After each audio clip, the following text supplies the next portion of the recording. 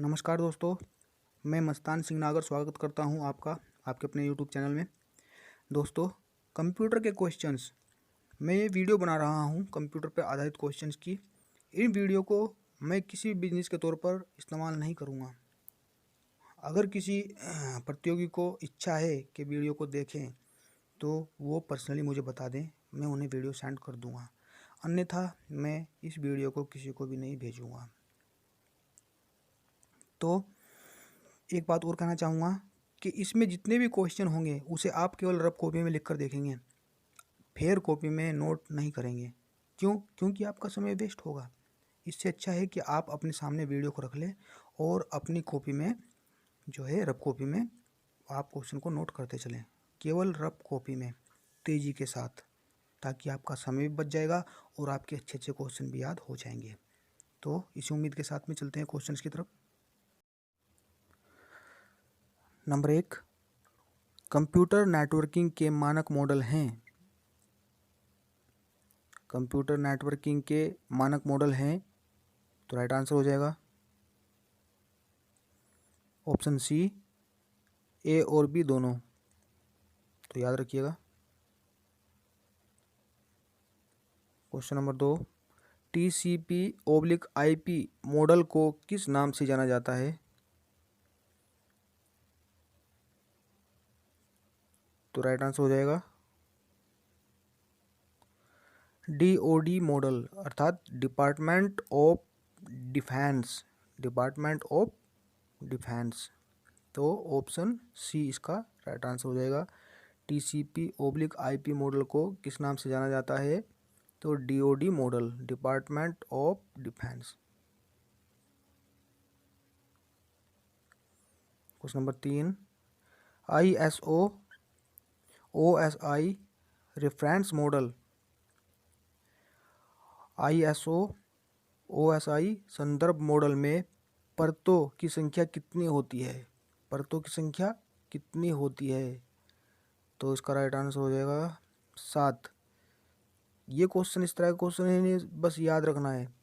ISO OSI reference model, इसे हिंदी में बोल देंगे ISO OSI संदर्भ मॉडल में परतों की संख्या कितनी होती है? तो 7।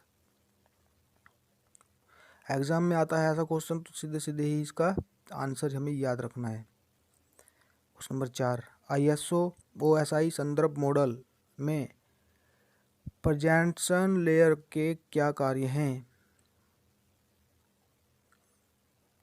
तो प्रेजेंटेशन लेयर के कार्य बताने हैं ISO OSI संदर्भ मॉडल में। तो इसका आंसर हो जाएगा उपरोक्त सभी। तो उपरोक्त सभी अब क्या क्या है एक बार देखना है, क्या क्या है, सीधे सीधे याद रखना है क्वेश्चन को। डिलिमिटिंग अर्थात वितरण और सिंक्रोनाइजेशन द्वारा डाटा एक्सचेंज किस लेयर द्वारा प्रदान किया जाता है? डिलिमिटिंग अर्थात वितरण और सिंक्रोनाइजेशन द्वारा डाटा एक्सचेंज किस लेयर द्वारा प्रदान किया जाता है? तो राइट आंसर हो जाएगा सेशन लेयर द्वारा। OSI का फुल फॉर्म क्या है? OSI का फुल फॉर्म क्या है? ये क्वेश्चन एग्जाम में सीधे सीधे देखने को मिल सकते हैं, बस याद रखना है। तो OSI का open system interconnection, open system interconnection. निम्न में से कौन सा एप्लीकेशन लेयर प्रोटोकॉल नहीं है? एप्लीकेशन लेयर प्रोटोकॉल नहीं है, तो आंसर हो जाएगा TCP। इनमें से एप्लीकेशन लेयर प्रोटोकॉल नहीं है, तो क्या नहीं है? TCP। एप्लीकेशन लेयर कौन सा सर्विस प्रदान करती है? एप्लीकेशन लेयर कौन सा सर्विस प्रदान करती है? तो end to end, end to end. देखिए कितना कन्फ्यूजन क्वेश्चन है। अगर हम नहीं पढ़ते तो ऑप्शन सी लगाते, तो एप्लीकेशन लेयर कौन सा सर्विस प्रदान करती है? तो एंड टू एंड, याद रखिएगा, मैं तो याद रखूँगा। ईमेल, ईमेल किस एप्लीकेशन लेयर प्रोटोकॉल का यूज करती है? ईमेल किस एप्लीकेशन लेयर का प्रोटोकॉल का यूज करती है? देखिएगा, सीधे सीधे रखा मिलेगा ये क्वेश्चन आपके एग्जाम में, मैंने तो इसे गलत करना नहीं। SMTP, ईमेल किस एप्लीकेशन लेयर प्रोटोकॉल का यूज करती है? तो SMTP। और यहाँ पे अगर कोई ना पढ़ा हुआ होता तो ऑप्शन ए लगा के आता, तो गलत हो गया था, तो इसका ऑप्शन बी हो जाएगा SMTP। ईमेल किस एप्लीकेशन लेयर प्रोटोकॉल का यूज करती है? तो SMTP। क्वेश्चन नंबर 10, एक वेब पेज ओपन होता है तो एप्लीकेशन लेयर किसका यूज करता है? एक वेब पेज ओपन होता है तो एप्लीकेशन लेयर अर्थात अनुप्रयोग परत किसका यूज करता है? तो राइट आंसर हो जाएगा इसका HTTP का। जब एक वेब पेज ओपन होता है तो एप्लीकेशन लेयर किसका प्रयोग करता है? तो HTTP का, हाइपर टेक्स्ट ट्रांसफ़र प्रोटोकॉल, यही होगा। हाँ, hyper text transfer protocol. Network layer मध्यवर्ती रूटर के माध्यम से, यहाँ पे ब्लैंक कर दिया, के लिए जिम्मेदार है। नेटवर्क लेयर मध्यवर्ती रूटर के माध्यम से के लिए जिम्मेदार है। तो राइट आंसर हो जाएगा पैकेट फॉरवर्डिंग, पैकेट अग्रेषण मतलब फॉरवर्ड करना।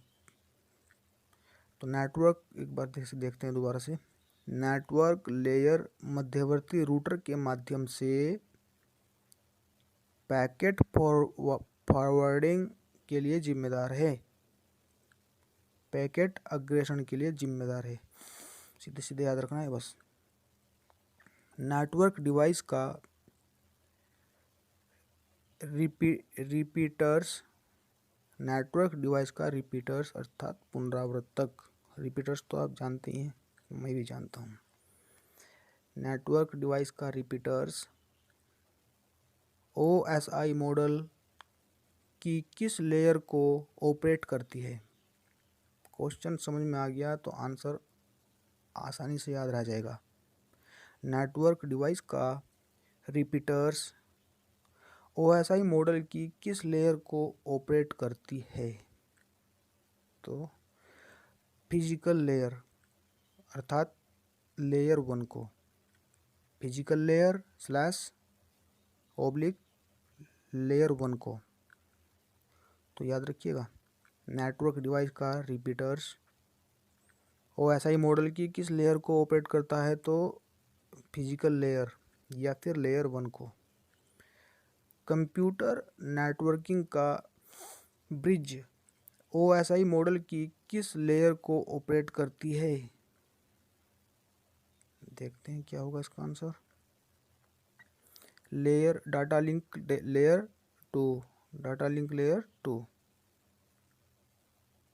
तो कंप्यूटर नेटवर्किंग का ब्रिज OSI मॉडल की किस लेयर को ऑपरेट करती है? तो इसका ऑप्शन डी हो जाएगा, डाटा लिंक लेयर अर्थात लेयर 2। ऊपर क्वेश्चन और ये वाला क्वेश्चन थोड़ा सा याद रखने में दिक्कत हो सकती है, मगर 1-2 बार जब हम पढ़ते रहेंगे ना तो ये अपने आप याद हो जाएगा। क्वेश्चन नंबर 14, नेटवर्क डिवाइस का रूटर OSI मॉडल की किस लेयर को ऑपरेट करती है? तो नेटवर्क डिवाइस का रूटर OSI मॉडल की किस लेयर को ऑपरेट करती है? तो नेटवर्क लेयर 3। अब इन 3 क्वेश्चन में क्या क्या अंतर है? एक तो ये वाला नेटवर्क डिवाइस का रिपीटर, तो यहाँ पे हो जाएगा ऑप्शन सी लेयर 1। और यहाँ पर कंप्यूटर नेटवर्क का ब्रिज, तो यहाँ पर ऑप्शन हो जाएगा लेयर 2। और यहाँ पर डिवाइस नेटवर्क डिवाइस का रूटर, तो यहाँ पर ऑप्शन हो जाएगा 3। तो अब देखिए यहाँ पर छोटी छोटी सी बात है जो याद करनी है। अब अच्छे से रफ कॉपी पर लिख कर याद करना है, केवल रफ कॉपी पर, फेयर कॉपी नहीं बनानी, टाइम वेस्ट नहीं करना। क्वेश्चन 15, डाटा कन्वर्जन अर्थात डाटा परिवर्तन और कोड ट्रांसलेटर के लिए कौन सी लेयर जिम्मेदार है? बहुत अच्छा क्वेश्चन है। डाटा कन्वर्जन अर्थात डाटा परिवर्तन और कोड ट्रांसलेटर अर्थात कोड अनुवाद के लिए कौन सी लेयर जिम्मेदार है? तो प्रेजेंटेशन लेयर। डाटा कन्वर्जन और कोड ट्रांसलेटर के लिए प्रेजेंटेशन लेयर जिम्मेदार है। इंटरनेट प्रोटोकॉल वर्जन 6 IPv6 का एड्रेस साइज कितना होता है? बहुत अच्छा क्वेश्चन है। तो 128 bit hexadecimal number, 128 bit hexadecimal number.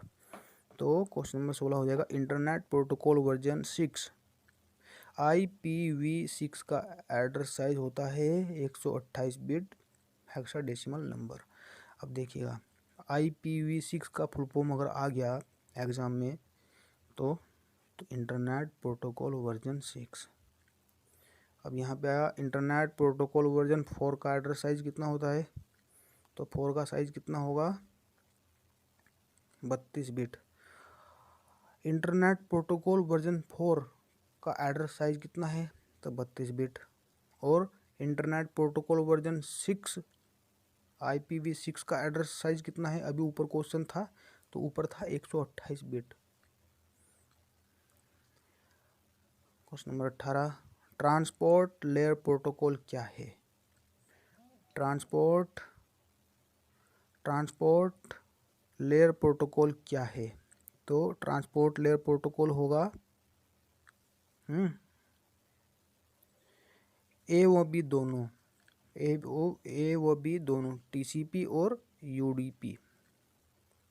याद रखिएगा। और TCP का फुल फॉर्म हो जाएगा ट्रांसमिशन कंट्रोल प्रोटोकॉल, UDP का फुल फॉर्म हो जाएगा यूजर डाटा ग्राम प्रोटोकॉल। याद रखिएगा। कौन सा बाउंडेड मीडिया के एग्जाम्पल हैं? टाइप्स ऑफ ट्रांसमिशन मीडिया, तो इसे बोलते हैं बाउंडेड मीडिया। तो मेरे विचार से तो सभी होंगे यार, देखते हैं। हाँ, तो उपरोक्त सभी हैं। अब बाउंडेड मीडिया के बारे में बताएगा। बाउंडेड मीडिया को किस नाम से जाना जाता है? तो बाउंडेड मीडिया को किस नाम से जाना जाता है?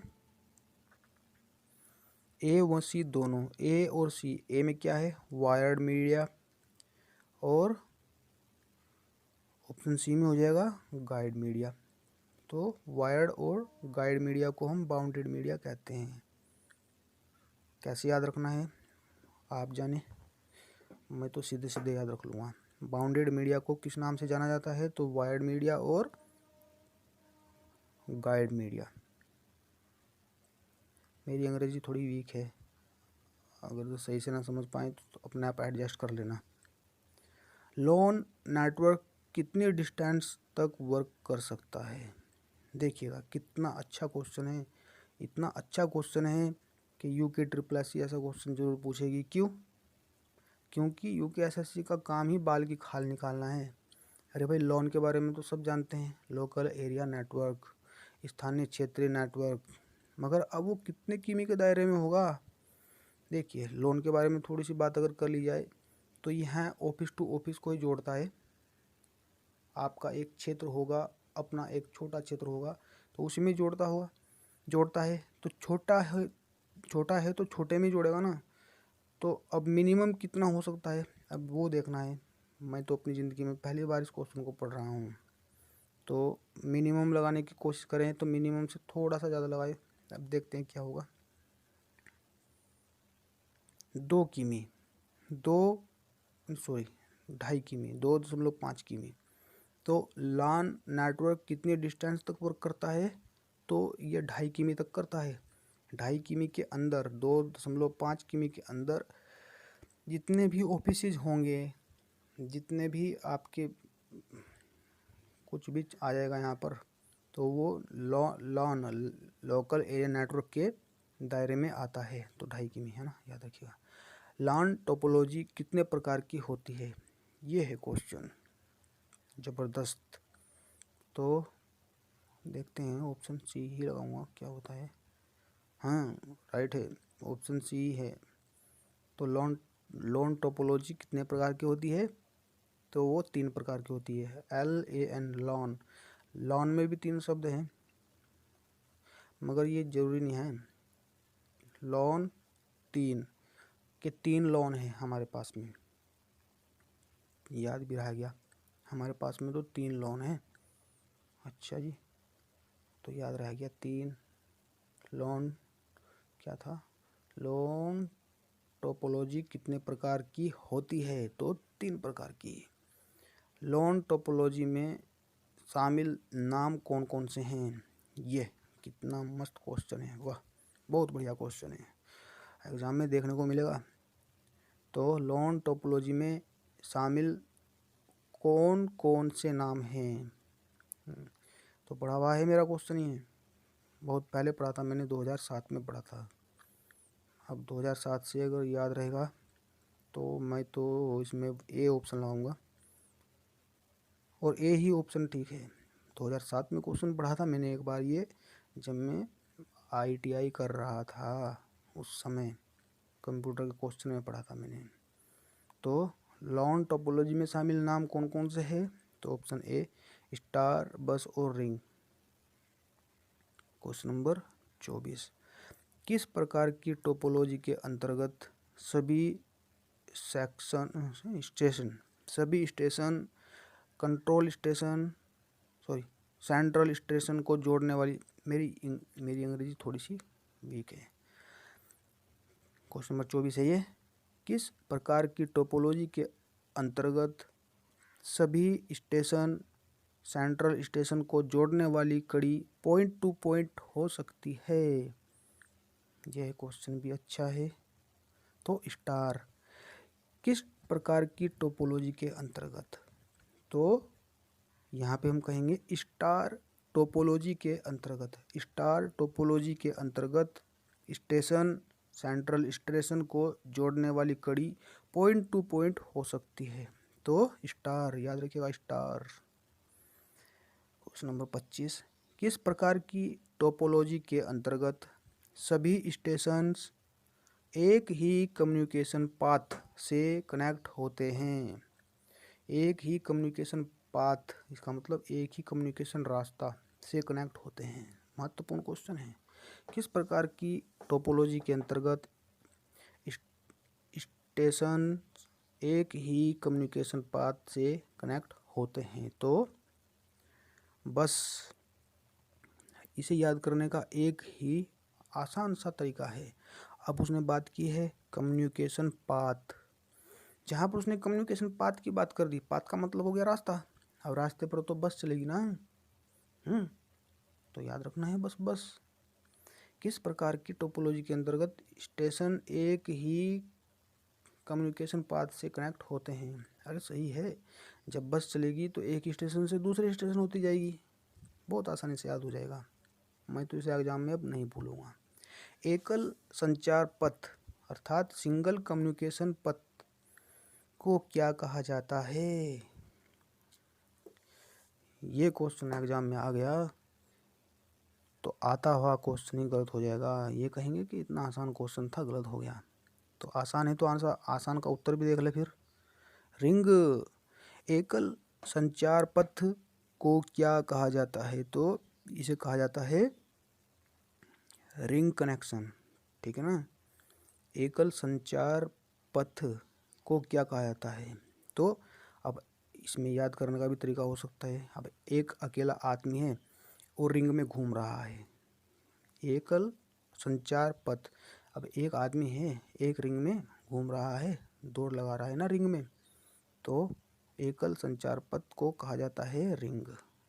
देखिए मैं तो ऐसे याद करता हूँ और एग्ज़ाम में मुश्किल से 3 सेकंड भी नहीं लगती क्वेश्चन को सही करने में। 27वां क्वेश्चन हो गया, किस प्रकार की टोपोलॉजी वृत्ताकार होती है। ओहो, पहले वाले क्वेश्चन में इसमें तो ये अगर इसका आंसर ये वाला नहीं हुआ ना रिंग तो गड़बड़ हो जाएगा। किस प्रकार की टोपोलॉजी वृत्ताकार होती है और सूचना का प्रवाह एक ही दिशा में होता है। तो अगर हमारे मन मुताबिक आंसर हुआ तो फिर तो क्या ही कहने। अरे वाह भाई, मज़ा आ गया। अब देखिए, अभी मैंने थोड़ी देर पहले ही एक एग्जांपल दिया था इस वाले क्वेश्चन पे, एकल संचार पथ को क्या कहा जाता है। अब मैंने कहा था कि एकल आदमी है और वो गोल गोल रिंग में घूम रहा है या दौड़ लगा रहा है। अब देखिए एकल संचार पथ, तो यहाँ पे आंसर था रिंग, दिख गया। अब देखिए यहाँ पे 27वें क्वेश्चन में क्या बात कर रहा है वो, किस प्रकार की टोपोलॉजी वृत्ताकार होती है। टोपोलॉजी वृत्ताकार होती है और सूचना का प्रवाह एक ही दिशा में होता है। अब देखिए एक ही दिशा में बात कर रहा है। अरे भाई, हम जब दौड़ लगाएंगे तो रिंग में ही लगाएंगे ना, और जब हम रिंग में ही दौड़ लगाएंगे तो एक दिशा में ही तो लगाएंगे ना। ऐसा थोड़े ना है कि हम उसके बाद पिछले पैरों से भी हम दौड़ लगा देंगे। तो इसे भी याद रखना है, ring. Question number 28, work station जिस मीडियम से सूचना के प्रसार के लिए नॉर्मल चैनल का यूज करता है वह क्या कहलाता है। अच्छा क्वेश्चन है, बेहतरीन क्वेश्चन है, हो सकता है एग्जाम में देखने को मिल जाए। तो एक बार क्वेश्चन को ही समझ लेते हैं अच्छे से। क्वेश्चन अगर समझ लिया तो समझ लीजिए कि आधी जंग तो हमने ऐसे ही जीत ली। क्वेश्चन हमारे याद रह गया तो आंसर हमारे याद रह जाएगा, मेरा अपना विचार है। एक छोटी सी बात है, अगर हम किसी आदमी के बारे में, अगर हम उसके नाम को जानेंगे तभी तो उसके अंदर की क्वालिटी को जानेंगे। अरे भैया, जब हम किसी के नाम को ही नहीं जानेंगे तो उसकी क्वालिटी को क्या जान लेंगे। तो बस इसी तरह से अगर हम किसी क्वेश्चन को अच्छे से याद रख पाए तो आंसर हमारे अच्छे से याद रह जाएगा। अब ये मेरे अपने विचार हैं, आपके विचार क्या हैं आपको ज़रूर बताना पड़ेगा, मगर पर्सनली मैसेज करके। तो क्वेश्चन नंबर 28, वर्क स्टेशन जिस मीडियम से सूचना के प्रसार के लिए नॉर्मल चैनल का यूज करते हैं तो वह क्या कहलाता है। तो इसका आंसर हो जाएगा एक्सेस मेथड। तो एक्सेस मेथड इसका आंसर हो जाएगा।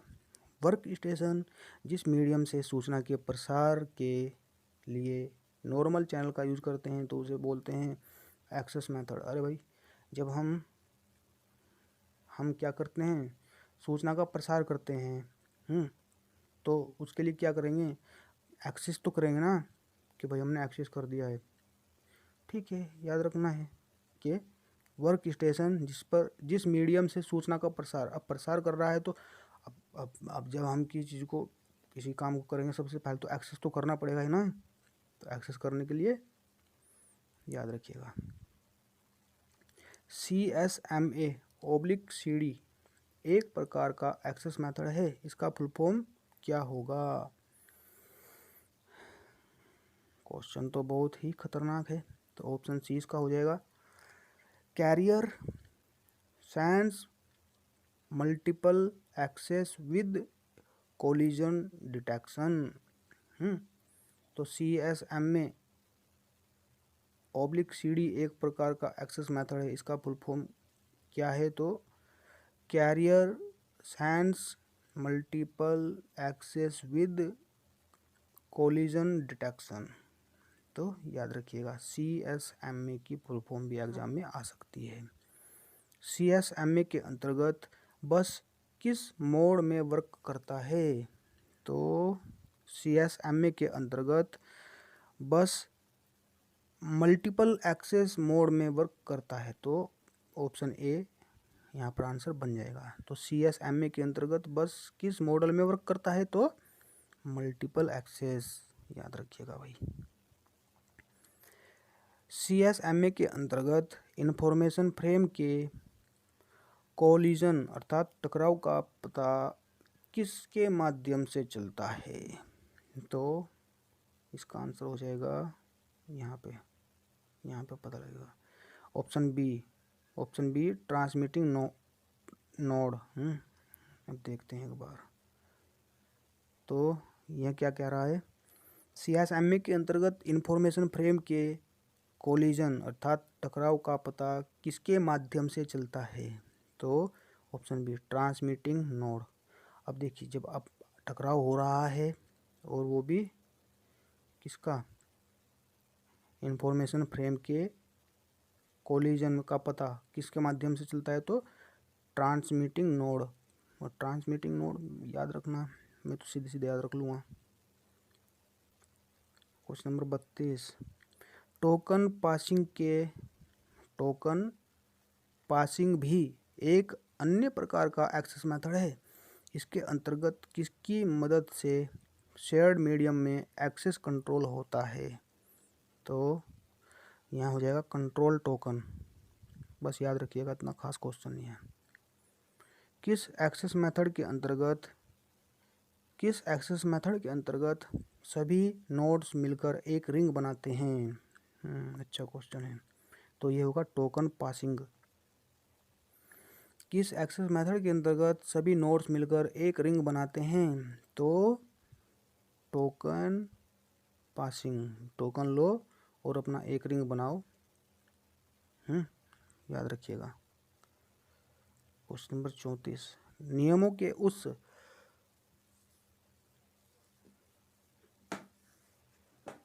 के उस समुच्चय को क्या कहते हैं जो निर्धारित करते हैं कि एक नेटवर्क में जुड़े सभी नोड्स का एक दूसरे से संपर्क होना चाहिए?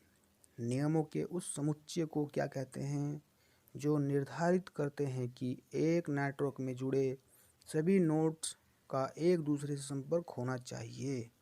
तो इसका आंसर हो जाएगा कम्युनिकेशन आर्किटेक्चर। याद रखिएगा।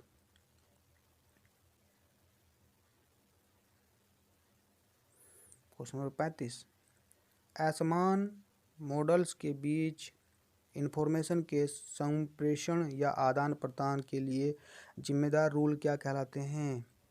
तो इंटरफेस। तो ऑप्शन सी हो जाएगा इंटरफेस।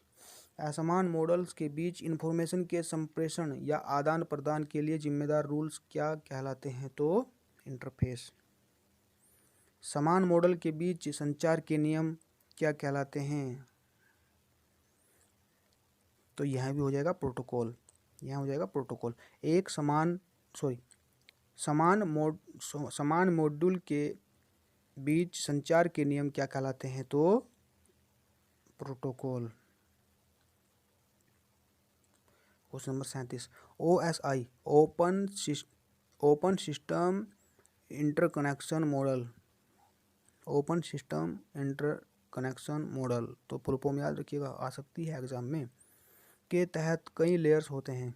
OSI के तहत कई लेयर्स होते हैं। ओपन सिस्टम में मौजूद एप्लीकेशन के बीच सेमांटिक आदान प्रदान में कौन सी लेयर मदद करती है? तो प्रेजेंटेशन लेयर करती है। OSI के तहत कई लेयर्स होते हैं। ओपन सिस्टम में मौजूद एप्लीकेशन के बीच सेमांटिक आदान प्रदान में प्रेजेंटेशन लेयर मदद करती है।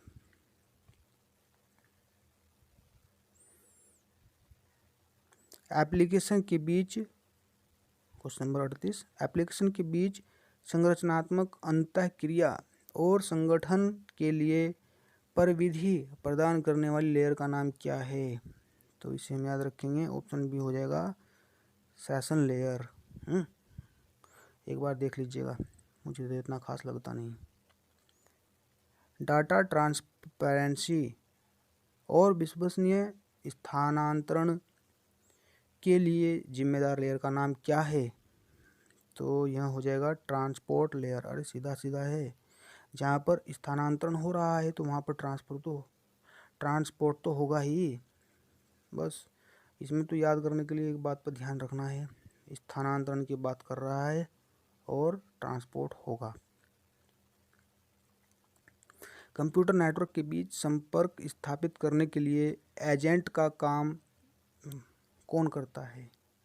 ये है क्वेश्चन खास। तो नेटवर्क लेयर नेटवर्क लेयर करता है। क्वेश्चन को अच्छे से समझिएगा एक बार। कंप्यूटर नेटवर्क के बीच संपर्क स्थापित करने के लिए एजेंट का काम करता है कौन? तो नेटवर्क लेयर।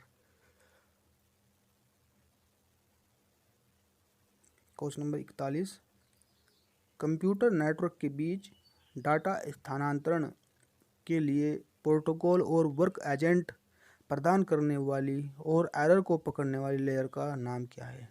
तो यहाँ पर एक शब्द और बढ़ा दिया, एरर को पकड़ने वाली लेयर को क्या नाम है?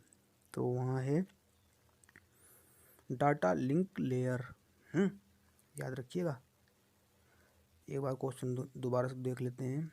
कंप्यूटर नेटवर्क के बीच डाटा स्थानांतरण के लिए प्रोटोकॉल और वर्क एजेंट प्रदान करने वाली और एरर को पकड़ने वाली लेयर का नाम क्या है? तो वह होगी data link layer. Question number 42, network communication माध्यम में डाटा के भौतिक संप्रेषण के लिए यांत्रिक, विद्युतीय, कार्यात्मक और परिविधि संबंधी मानक निर्धारण के लिए कौन जिम्मेदार है? तो बस याद रखना है, तो फिजिकल लेयर। तो सीधी सी बात है, जितनी भी बात इन्होंने कही है एक बार पढ़ लीजिएगा। उनके मानक का निर्धारण करता है तो फिजिकल लेयर, याद रखिए बस फिजिकल। और यहाँ पर ऊपर उसने भौतिक संप्रेषण की बात भी की है। नेटवर्क कम्युनिकेशन माध्यम में डाटा के भौतिक संप्रेषण। अब देखिए भौतिक, अब भौतिक में यहाँ पे हिंदी में अगर इसके ऑप्शन होते तो भौतिक लेयर ही इसका आंसर होता। ये है क्वेश्चन। देखिए क्वेश्चन नंबर 43, एक माइक्रो कंप्यूटर में ऐड वन कार्ड के रूप में किसे इंस्टॉल किया जा सकता है? देखिए दोस्तों, ये क्वेश्चन वही क्वेश्चन है जो एग्ज़ाम में यूके SSSC इनमें से क्वेश्चन उठाएगा। ये मत समझिए कि ये क्वेश्चन इस तरह के नहीं आते एग्ज़ाम में। एग्ज़ाम में कुछ भी आ सकता है और ये महत्वपूर्ण क्वेश्चन है। ऐसा नहीं कि मैं अपने लिए जो पढ़ूँगा वही आपको पढ़ाऊँगा। मेरे मन में ऐसा नहीं है कि मैं कहीं से यूट्यूब से पैसा कमाऊँ। ये मेरी वजह से अगर आप लोगों का किसी का भला हो सकता है तो अच्छी बात है, वरना भाई सभी रोटी खाते हैं, सभी में अपना अपना दिमाग है, किसी के लिए क्या कह सकते हैं। तो नेटवर्क इंटरफेस यूनिट एक माइक्रो कंप्यूटर में ऐड वन कार्ड के रूप में किसे इंस्टॉल किया जा सकता है? तो नेटवर्क इंटरफेस यूनिट। महत्वपूर्ण क्वेश्चन है, याद रखिएगा। एक माइक्रो कंप्यूटर में ऐड वन कार्ड के रूप में किसे इंस्टॉल किया जा सकता है? तो आंसर हो जाएगा इसका नेटवर्क इंटरफेस यूनिट। एक से अधिक संसाधनों का नियंत्रण करने वाला समर्पित कंप्यूटर क्या कहलाता है? इसमें लोन के लिए दोनों ही सॉफ्टवेयर और हार्डवेयर लगे होते हैं। तो अच्छा क्वेश्चन है। एक या अधिक संसाधनों का नियंत्रण करने वाला समर्पित कंप्यूटर क्या कहलाता है? तो इसका आंसर हो जाएगा सर्वर। देखिएगा बहुत महत्वपूर्ण क्वेश्चन है, याद रखिएगा। एक से अधिक संसाधनों का नियंत्रण करने वाला समर्पित कंप्यूटर क्या कहलाता है? तो वो कहलाएगा सर्वर। इसमें लोन के लिए दोनों ही सॉफ्टवेयर और हार्डवेयर लगे होते हैं। तो याद रखिए सर्वर। अगर दोस्तों क्वेश्चन याद नहीं हो रहे हैं तो एक बार अपनी रफ कॉपी में लिखते चलें और वीडियो को दोबारा से देखें, तीसरी बार देखें, चौथी बार देखें, कोई फ़र्क नहीं पड़ता। समय वेस्ट हो रहा है तो क्या, आपके एक दो क्वेश्चन तो आंसर एग्ज़ाम में ठीक हो रहे हैं ना। क्वेश्चन नंबर 45, फाइल्स के लिए स्टोरेज स्पेस शेयर करने के लिए किस सर्वर का प्रयोग किया जाता है? तो फाइल सर्वर। फाइल के लिए स्टोरेज स्पेस शेयर करने के लिए किस सर्वर का प्रयोग किया जाता है? तो फाइल सर्वर, याद रखिएगा। क्वेश्चन नंबर 46, लोन के अंतर्गत प्रिंटिंग वर्क के लिए किस सर्वर का यूज किया जाता है? बहुत अच्छा क्वेश्चन है, बाल की खाल निकालने वाला क्वेश्चन है ये। लोन के अंतर्गत, लोकल एरिया नेटवर्क के अंतर्गत प्रिंटिंग वर्क में लिए किस सर्वर का यूज किया जाता है? तो प्रिंटिंग सर्वर का ही हो जाएगा। प्रिंटिंग वर्क के लिए प्रिंटिंग सर्वर का, सीधी सीधी बात है। लोन के अंतर्गत सभी जुड़े हुए वर्क स्टेशन के द्वारा मोडेम और कुछ टेलीफोन लाइन शेयर करने के लिए किस सर्वर का यूज किया जाता है? तो मेरे विचार से तो मोडेम ही होगा, इसका ऑप्शन बी ही होगा। वाह, ऑप्शन बी ही निकला। तो एक बार देख लीजिएगा फिर। लोन के अंतर्गत सभी जुड़े हुए वर्क स्टेशन के द्वारा मोडेम और कुछ टेलीफोन लाइन शेयर करने के लिए किस सर्वर का यूज किया जाता है? तो मोडेम का। हाँ, देखिएगा, बहुत अच्छा क्वेश्चन है। लोन और वॉन, लोकल एरिया नेटवर्क और वाइल्ड एरिया नेटवर्क के बीच में क्या अंतर होगा, यह पूछ रहा है ये। मैं तो आंसर ही चेक कर लेता हूँ। तो ऑप्शन बी हो जाएगा। तो ऑप्शन बी, लोन पर कंप्यूटर यूजर का पूर्ण कंट्रोल रहता है, जबकि वॉन के लिए एक अन्य टेलीफोन कंपनी को शामिल करना होता है। अब देखिए, लोन का मतलब हो गया लोकल एरिया नेटवर्क और वॉन का मतलब हो गया वाइल्ड एरिया नेटवर्क। तो लोन मतलब हो गया लोकल, एक स्थानीय क्षेत्र, और वॉन हो गया वाइल्ड, मतलब कि बड़े स्तर पर। तो बड़े स्तर पर तो बात करने के लिए टेलीफोन कंपनी का होना जरूरी होगा ना, मीडिएटर तो जरूरी होगा ना। हाँ, तो याद रखिएगा, महत्वपूर्ण क्वेश्चन है। क्वेश्चन नंबर 49, सर्किट, हाँ मैंने ठीक पढ़ा ना? हाँ, सर्किट स्विचिंग में सेंडर और रिसीवर डिवाइस के बीच एक निश्चित कम्युनिकेशन पाथ होता है। निम्नांकित में सर्किट स्विचिंग का उदाहरण बताएं। तो टेलीफोन नेटवर्क। किस प्रकार की स्विचिंग में प्रत्येक स्विचिंग नोड एक इन्फॉर्मेशन प्राप्त होता है और थोड़ी देर के लिए कलेक्ट करता है, फिर आगे नोड को प्रेषित कर देता है। इस स्विचिंग में एक फिक्स्ड पाथ की जरूरत नहीं पड़ती। तो इसका आंसर हो जाएगा मैसेज स्विच। ठीक है दोस्तों।